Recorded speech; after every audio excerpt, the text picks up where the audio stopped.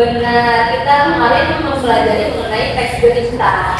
Kalau kemarin kita mempelajari mengenai apa itu teks berita, sekarang kita akan mempelajari mengenai mengenali struktur dan unsur teks berita. Kamu mau kasih ya?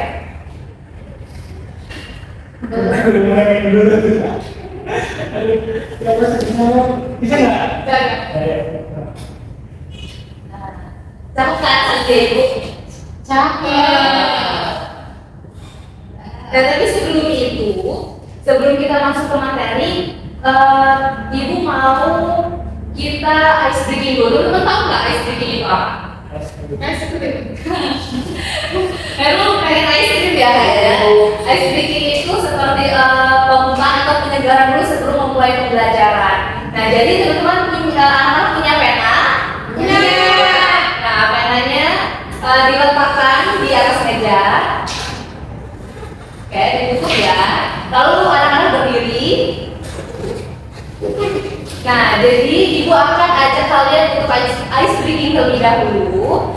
Kalau bisa kalian tahu kepala, pundak, lutut, kaki? Tahu. Nah, kalau sekarang ini kita akan coba sampai lutut saja, tidak perlu kaki, karena nanti anak-anak kepalanya kena meja. Nah, jadi kakinya itu akan Ibu ganti menjadi ambil. Pada saat Ibu bilang ambil, teman-teman ambil penanya.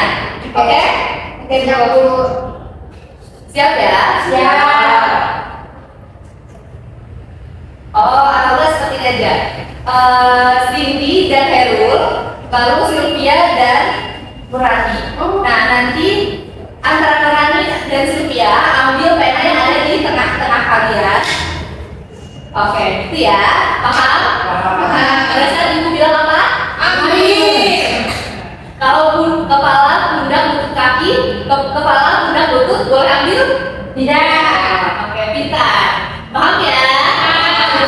Mari kita mulai. Penanya di tengah ya. Oke, kepala, pundak, lutut, pundak, kepala, pundak, lutut, kepala, pundak, lutut, pundak, kepala, pundak, lutut, pundak, ambil.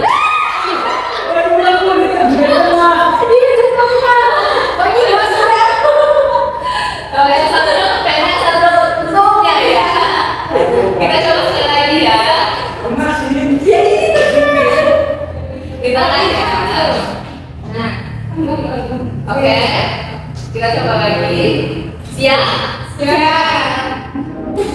Lutut, pundak, kepala, pundak, lutut, pundak, kepala, lutut, ambil.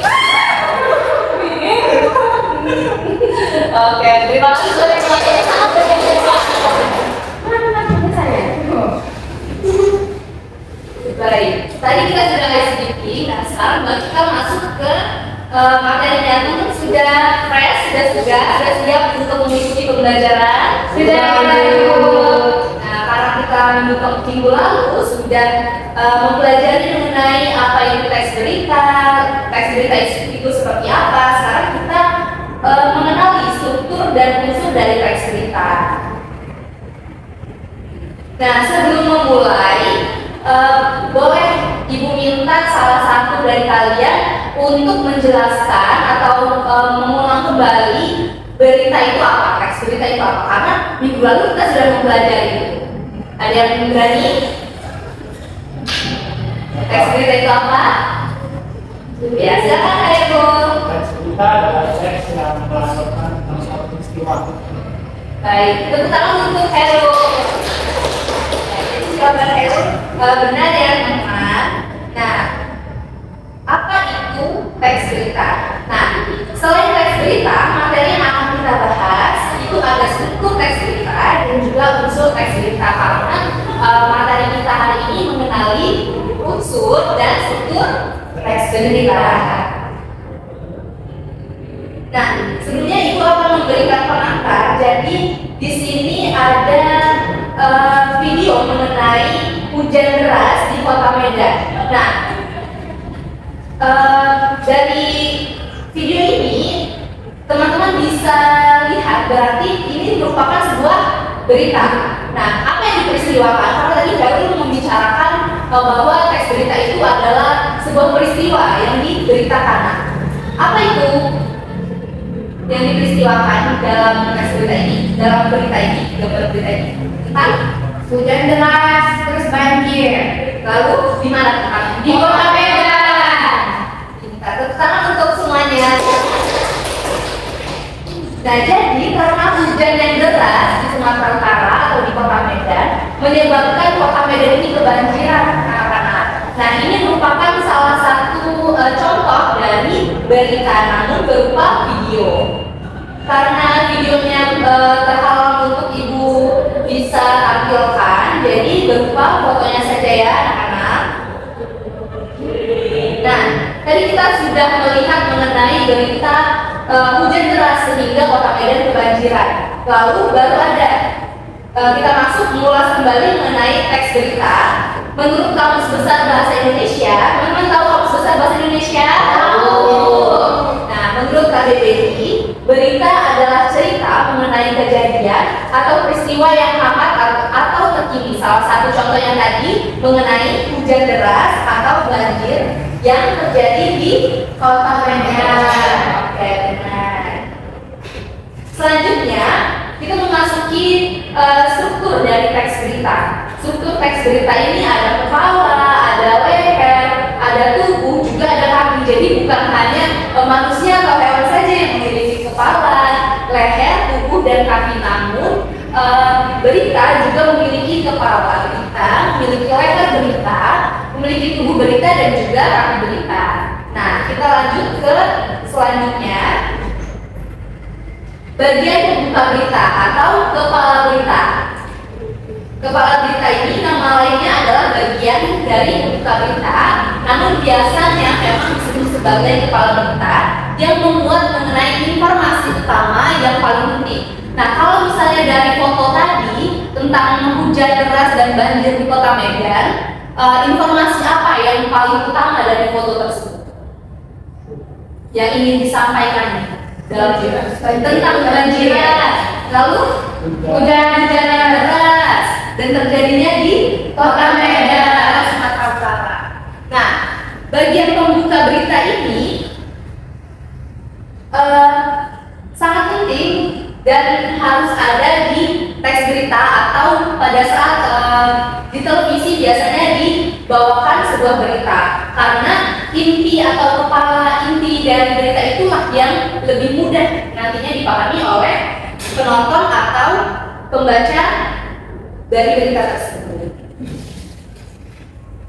Nah, selanjutnya ada leher berita, merupakan kelanjutan kepala berita. Jadi leher berita ini berisi mengenai misalnya terjadinya di mana, pukul berapa, lalu saksinya siapa, dan misalnya jika di kota tersebut sedang ada pemilihan, lalu pemilihan tersebut tidak bisa dilakukan karena kebanjiran, dan itu biasanya ada saksi yang mengatakan atau melaporkan hal tersebut kepada pembawa berita itu.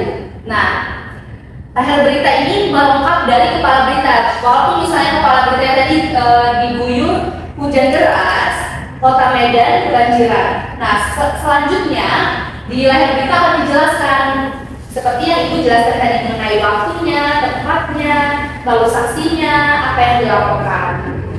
Itu ya.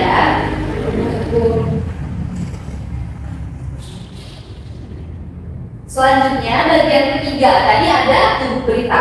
Tubuh berita ini menjabarkan yang lebih rinci dalam bentuk sebuah gagasan. Nah, kalau di kepalanya tadi dijelaskan judul intinya saja, di lehernya juga intinya saja. Nah, saat di tubuh berita itu dijelaskan lebih luas lagi, lebih rinci lagi, selain dari waktu, tempat, apa yang terjadi, begitu. Misalnya banjir itu biasanya disebabkan oleh apa? Hujan, ya benar, hujan yang terlalu deras. Ya, sampah, selokan, yang tersumbat. Nah, itu akan dijelaskan dalam tubuh berita. Misalnya diguyur hujan deras, Kota Medan kebanjiran. Nah, mengapa selain hujan deras alasan sehingga Kota Medan ini banjir itu karena apa? Nah, itu dijelaskan alasannya yang akan dijelaskan di tubuh berita. Bagian ketiga tadi disebut sebagai tubuh berita yang menjabarkan hal yang lebih rinci lagi dalam bentuk gagasan yang terdapat pada bagian sebelumnya, yakni kepala dan leher berita. Jadi dapat dipahami ya, di bagian tubuh berita ini berisi tentang kepala dan leher berita yang lebih dirincikan lagi dalam bentuk gagasan. Nah, selanjutnya itu ada kaki berita. Namun kaki berita ini tidak terlalu penting atau biasanya jarang dimasukkan dalam sebuah berita. Nah, kaki berita ini sebenarnya berisi simpulan dan juga beberapa informasi yang tidak terlalu penting. Nah, jadi tidak semua berita itu memiliki kaki berita. Biasanya hanya sampai tubuh berita saja. Jika berita sudah disampaikan dengan baik, sudah disampaikan dan bisa dipahami oleh penonton atau pembaca, maka kaki berita tidak terlalu penting untuk dijelaskan atau disampaikan dalam sebuah berita tersebut. Nah, jadi tadi mengenai struktur teks berita ada apa saja? Yang pertama ada kepala berita, ada leher berita, ada tubuh berita, dan ada kaki berita. Baik, tepuk tangan untuk dikasih semuanya. Selanjutnya kita akan mempelajari mengenai unsur berita, karena tadi anak-anak sudah mengetahui mengenai struktur dari teks berita. Selanjutnya ada unsur berita. Teman-teman sudah mengetahui mengenai unsur berita? Belum. Teman-teman tahu tentang 5W plus 1H? Tahu. Nah, 5W plus 1H ini anak-anak adalah unsur dari berita. Karena misalnya tadi Ibu tanyakan apa yang terjadi di foto tersebut, anak-anak menjawab banjir dan diguyur hujan deras. Lalu di mana terjadinya banjir tersebut? Anak-anak menjawab di Medan. Nah, itu termasuk unsur berita anak-anak. Jadi unsur berita itu ada 5W plus 1H. Yang pertama apa? Yang kedua di mana? Yang ketiga kapan? Yang keempat siapa? Yang kelima mengapa? Yang keenam bagaimana? Nah, kita analisis lagi dari 5W plus 1H ini. Yang pertama ada apa? Contohnya apa? Apa yang terjadi, Bu? Apa yang terjadi pada foto tersebut gitu? Apa yang terjadi pada teks berita tersebut atau apa yang disampaikan oleh teks berita tersebut? Nah, itu termasuk dari 5W plus 1H. Lalu yang kedua, di mana? Nah, di mana lokasi peristiwa tersebut terjadi gitu. Misalnya tadi di mana lokasi kebanjiran tersebut terjadi gitu. Nah, yang ketiga, kapan? Kapan terjadinya peristiwa itu? Nah, benar, kapan terjadinya peristiwa itu? Lalu misalnya lagi, kapan kebanjiran di Kota Medan tersebut terjadi? Begitu ya. Yang keempat, siapa? Siapa yang terdampak oleh kebanjiran itu? Benar, tentang Cindy. Nah, siapa yang dijelaskan oleh Cindy tadi termasuk dari 5W plus 1H. Misalnya siapa yang terdampak di kebanjiran tersebut atau di tanah longsor tersebut atau di peristiwa tersebut. Nah, siapanya adalah misalnya warga Medan yang karena tadi kebanjiran di sekitar rumah masyarakat. Lalu yang kelima ada mengapa. Misalnya apa? Mengapa bisa terjadi banjir? Itu. Mengapa bisa terjadi banjir? Lalu mengapa? Nah, salah satu contohnya tadi dari sini mengapa banjir tersebut bisa terjadi? Jawabannya apa? Terjadinya karena hujan deras. Lalu sampah yang menumpuk. Nah, selanjutnya itu ada bagaimana? Contohnya, bagaimana menanggulangi kebanjiran tersebut, gitu. Bagaimana tanggapan dari pemerintah setempat mengenai kebanjiran tersebut agar dapat ditangani atau ditanggulangi peristiwa banjir tersebut. Begitu ya anak-anak. Jadi ada 5W plus 1H. Apa 5W plus 1H itu? Apa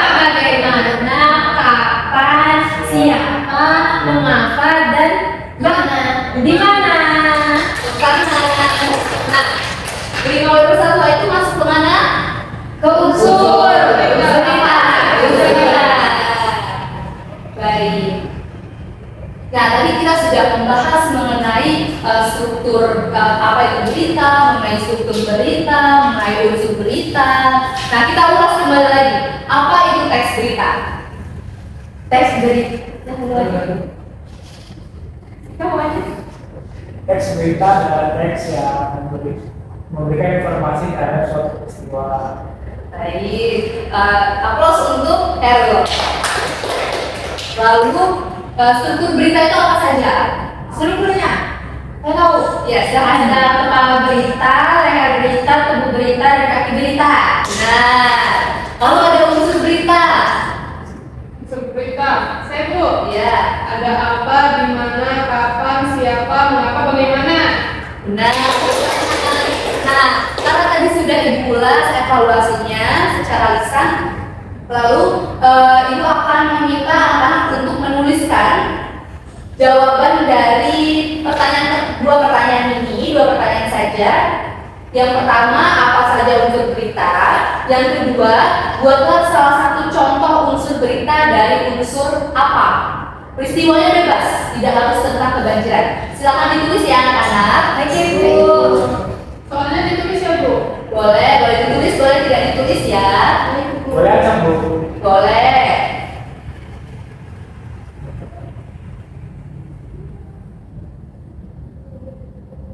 Baik, sudah? Sudah aku. Oke, Bu.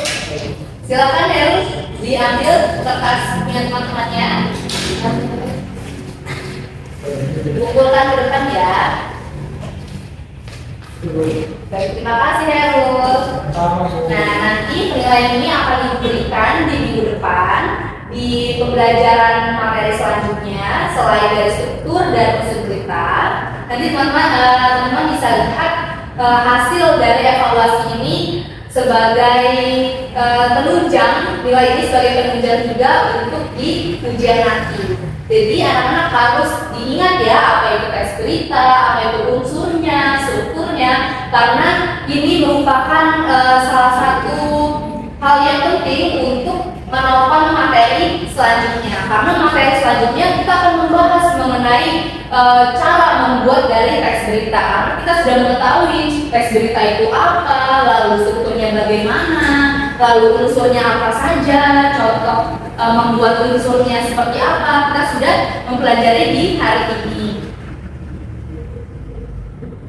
Baik, itu saja ya anak-anak pembelajaran hari ini. Terima kasih sudah menyimak dengan baik. Bertepuk tangan untuk kita semua. Baik, Ibu akhiri. Wassalamualaikum warahmatullahi wabarakatuh. Waalaikumsalam warahmatullahi wabarakatuh. Terima kasih. Sama-sama anak-anakku. Bu pamit ya. Ya, Bu, maksudnya, Bu. Oh iya. Terima kasih ya. Sampai jumpa minggu depan. Hati-hati. Selamat pagi, di sini saya selaku observer lisan dari nama calon guru Camelia Nina Sabrina dengan NPM 2253041001 pada tanggal 2 Desember 2024 pada pukul 9.40 dengan topik struktur dan unsur teks berita. Pada komponen membuka pelajaran, yang pertama, gaya mengajar guru sudah cukup baik saat memilih posisi seperti posisi di depan siswa, di tengah maupun di belakang siswa. Kemudian dalam memilih kegiatan seperti membaca, bercerita, atau mendemonstrasikan pelajaran sudah cukup baik. Selanjutnya dalam penggunaan media dan alat bantu mengajar seperti gambar, model, dan skema sudah sangat baik. Selanjutnya pada pola interaksi yang bervariasi dengan guru ke siswa, siswa ke guru, dan siswa ke siswa. Saat menimbulkan motivasi, guru sudah sangat baik dengan mengadakan ice breaking, dapat menimbulkan kehangatan dan keantusiasan pada diri siswa dan menimbulkan rasa ingin tahu pada siswa. Guru juga sudah sangat baik ketika siswa dapat mengemukakan ide yang bertentangan. Guru sudah baik dalam memperhatikan minat siswanya, serta memberikan acuan dengan mengemukakan tujuan dan batas-batas tugas dengan baik, menyarankan langkah-langkah yang akan dilakukan dengan cukup baik, serta mengingatkan masalah pokok yang akan dibahas dan siswa dapat mengajukan pertanyaan-pertanyaan. Selanjutnya, dalam membuat kaitan atau apersepsi, guru sudah cukup baik dalam membuat kaitan antar aspek yang relevan serta membandingkan atau mempertentangkan pengetahuan-pengetahuan baru dengan pengetahuan yang telah diketahui serta menjelaskan konsep atau pengertian sebelum bahan diperinci. Dalam komponen menutup pembelajaran, guru sudah baik dalam meninjau kembali pembelajaran seperti merangkum inti pelajaran dan membuat ringkasan atau simpulan pada materi yang dibahas. Kemudian guru juga sangat baik dalam mengevaluasi pembelajaran siswa seperti mendemonstrasikan, mengaplikasikan ide baru pada situasi lain, mengekspresikan pendapat siswa sendiri, dan guru sudah sangat baik dalam menghadirkan soal-soal tertulis maupun soal-soal lisan. Di akhir juga guru sudah baik dalam mengadakan refleksi akhir pelajaran dengan menanyakan simpulan atau materi yang telah dijelaskan pada hari itu. Sekian yang dapat saya sampaikan selaku observer lisan. Saya akhiri. Selamat siang.